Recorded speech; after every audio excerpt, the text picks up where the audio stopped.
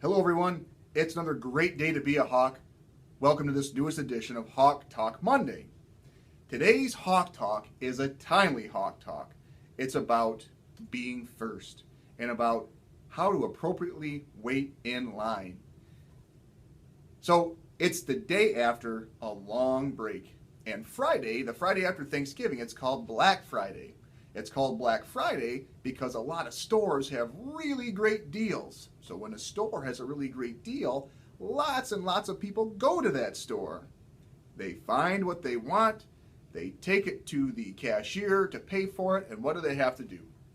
They have to wait in line, just like this. If you went to a store over the holiday weekend, you may have seen a line like this.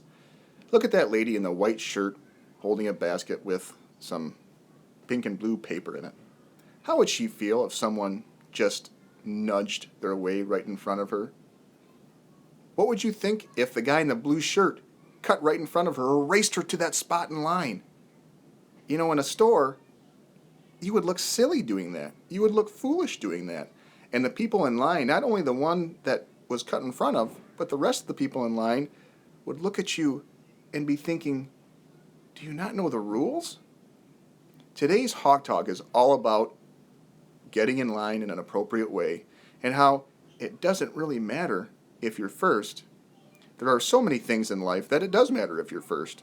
If you're running a race, you want to try to be first. If you're playing a game, you probably want to try to be first. But when you're getting in line at school or at a carnival or at a store, you need to know that your spot in line is the next one that's at the end. That's just the way it is. So today we're going to hear a story about a pig named Pinkerton. Pinkerton always wanted to be first. Check it out. This book, which Mrs. Knight kindly lent me, is called Me First. It's by Helen Lester and it's illustrated by Lynn Munsinger. Pinkerton was pink, plump, and pushy. He would do anything to be first, even if it meant bouncing off bellies, stepping on snouts, or tying tails. Me first, he cried when he had been last in line and finished first down the slide. Me first, he cried at story time, settling on his round bottom with his big head right smack in front of the book. And every day in the school trophiteria, me first, rang out, and there was Pinkerton. One Saturday, Pinkerton's Pig Scout troop went on a day trip to the beach. Pinkerton was first on the bus and sat in the front row. He was first off the bus, first in the water, first out of the water, and first into the picnic basket. After lunch, the Pig Scouts decided to go for a hike. Off they went, with Pinkerton leading the line, of course. As the Pig Scouts marched across the sand, they heard a faint voice far in the distance. The voice called out, "Who would care for a sandwich?" Pinkerton pricked up his pointy ears. Care for a sandwich? Oh yes, me first, he thought, and began to trot ahead of the others. Soon he heard the voice again, closer and louder this time. Who would care for a sandwich? Me first, cried Pinkerton, kicking up sand and leaving the other Pig Scouts far behind. His imagination almost burst. Peanut butter, jelly, 2 tomatoes, 7 pickles, a slab of cheese, a blob of mayo, a big smear of mustard, all for me first. Who would care for a sandwich? Now at a full gallop, Pinkerton shrieked, Me first! Over a sandy hill he flew, and kerplop! He landed face to face with a small creature, with a bump on her nose and fur on her toes. Am I glad to see you, she cackled. I sure could hear you coming. Me first, me first, me first.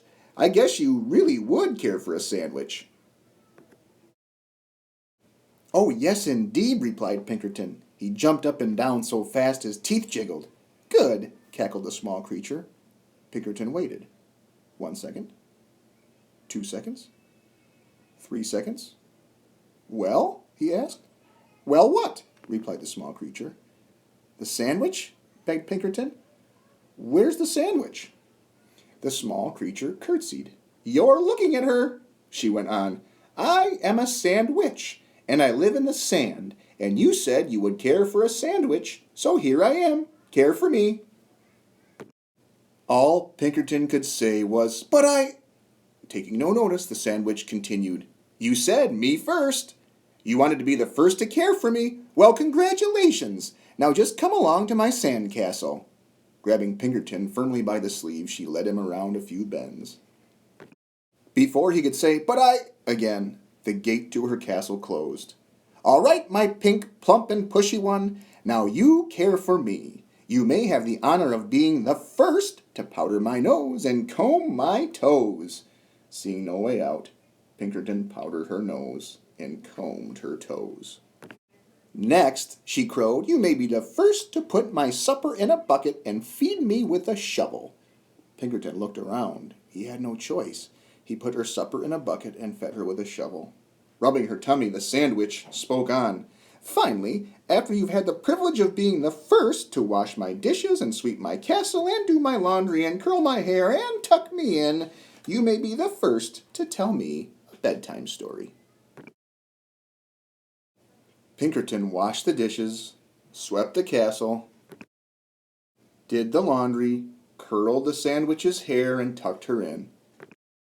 The sandwich stretched and yawned loudly. "Now the story. I need my story." Pinkerton was so tired he could barely speak. "I don't know any stories," he whimpered. "Then how about making up something? Oh, how about something concerning a pushy pig who always wanted to be first?" Pinkerton sighed and began, "Once upon a time there lived a pig who always wanted to be first, until one day he met a wise sandwich." "Wise and beautiful," cut in the sandwich. "A wise and beautiful sandwich who showed him that first was not always best." "Aha!" cackled the sandwich. She gave Pinkerton a slow, serious, and meaningful wink. "Have you learned something?" "Oh, yes, yes, yes," said Pinkerton. "I promise I have." "In that case, thanks for the care. Goodbye and good luck." She opened the gate, and Pinkerton sped off so fast he didn't even notice the delicious sandwich she held out to him. He was just in time to catch the bus. On he scooted, pink, plump, and glad to be last.